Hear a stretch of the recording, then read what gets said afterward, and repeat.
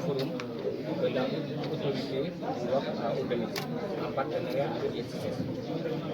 Très bien, Racine Ba, directeur général de la l'autorité du WACF. Tout d'abord, nous tenons à remercier CICES et le premier chef duquel son directeur général, M. Salimou Keïta, qui a eu cette belle initiative, qui est renouvelée d'ailleurs, parce que CICES organise tous les ans la foire du Ramadan. Et pour cette année, la haute autorité du WACF a été retenue pour animer le volet scientifique du forum. Et ça a été 2 jours d'intenses échanges avec des acteurs de la finance islamique, du business halal. Et donc le premier jour avait pour thème qui avait été traité porté sur la finance, la finance sociale islamique avec 2 dimensions, le WACF, mais également la microfinance.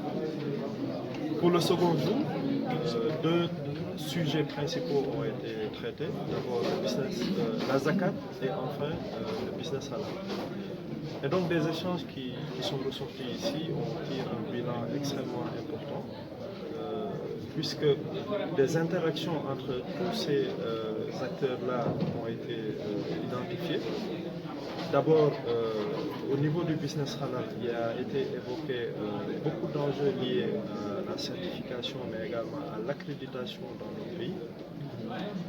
Donc sur ces aspects-là, alors que au niveau du business halal, il y a beaucoup d'opportunités parce qu'on parle d'un marché de 700 milliards de dollars qui, à l'horizon 2050, devrait atteindre 15 000 milliards de dollars, avec un taux de croissance de près de 25% par an. Mais également, il a été évoqué la croissance de la population musulmane au niveau mondial, avec un taux de croissance de près de 35%. Donc tout cela constitue des opportunités pour le business halal du point de vue de notre marché intérieur, mais également du marché international. Ça a été évoqué, mais également il a été évoqué les opportunités en termes de ZLECAf et des opportunités au sein de la ZLECAf, donc au sein en Afrique, des pays musulmans, membres de l'OCI, qui peuvent pouvoir échanger davantage. Et au terme de ces échanges-là, les interactions entre le WACF et le business halal ont été discutées. Parce qu'il faut le savoir, on a parlé du fonds WACF monétaire qui est en train d'être mis en place dans notre pays et qui, dès avant-hier, a donné, s'est traduit par la signature d'une convention tripartite pour pouvoir prendre en charge 100 000 enfants des Dara dès la première année. Et ça, pour pouvoir pérenniser cette action-là, le fonds WACF monétaire doit, dans son univers d'investissement, investir dans des projets porteurs qui génèrent des revenus qui permettraient d'assurer la continuité de la prise en charge sanitaire des enfants. Et donc dans cet univers d'investissement-là où on avait parlé des dépôts monétaires tels que le Wakala, il y a également des investissements en capital. Donc investissement en capital, c'est des prises de participation que ce fonds-là ferait.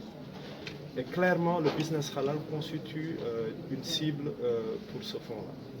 Voilà donc pour le business halal comment voilà, l'État du Sénégal, en ayant pris une option stratégique de mettre en place, disons, des initiatives telles que le fonds WACF monétaire, le fonds WACF public, donc c'est une initiative du chef de l'État Macky Sall, mais qui doit être accompagnée par le secteur privé. On a rappelé que le secteur privé bénéficierait, disons, d'incitations fiscales, parce qu'il faut savoir que toutes les entreprises qui font des donations au WACF public, mais également au WACF d'intérêt public, sont éligibles à la déductibilité d'impôt à hauteur de 0,5% de leur chiffre d'affaires. Ce qui est extrêmement important, et cela s'applique également aux particuliers. Et là, je viens sur l'autre dimension économique qui sous-tend le WACF, donc au-delà du public, donc l'État, du privé et les entreprises, il y a un nouvel acteur, c'est le philanthrope.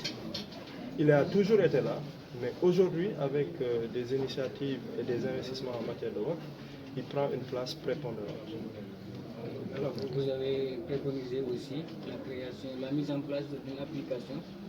Est-ce que vous pouvez revenir sur ça? Tout à fait. En discutant du business halal, on a parlé de plusieurs enjeux qui sont liés à la normalisation, mais également la digitalisation peut constituer une opportunité. Ce matin, on avait commencé par parler de la zakat. Sur la zakat, les acteurs eux-mêmes ont en tout cas interpellé l'État du Sénégal pour que l'État puisse s'en approprier. De la même manière que l'État s'est approprié du WACF, les acteurs aujourd'hui en appellent à l'État et ça on en a pris bonne note.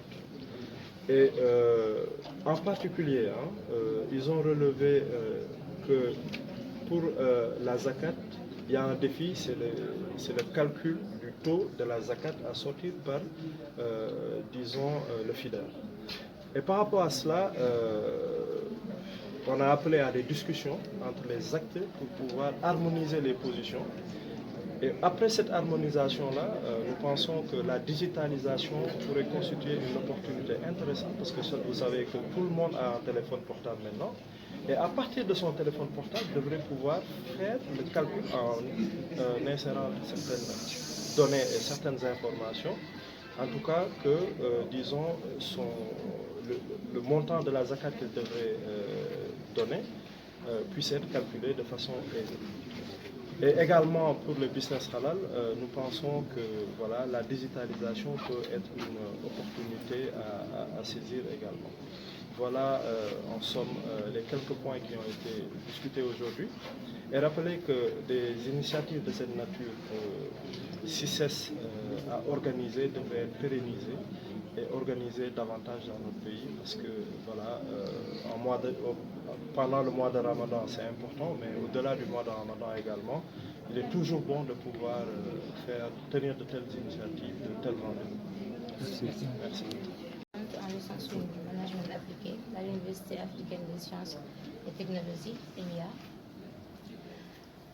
J'ai l'immense plaisir de participer à cette journée avec l'autorité AIFOP aujourd'hui. Et on a pu découvrir quelques concepts du business halal. Et par la signification, c'est quelque chose de licite.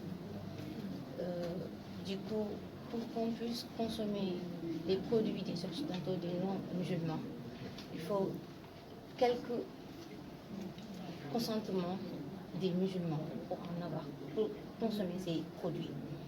Du coup, je pense que, vu que nous sommes le cerveau de cette activité, on peut développer nos compétences et exploiter les opportunités qu'on a et de les optimiser dans l'avenir.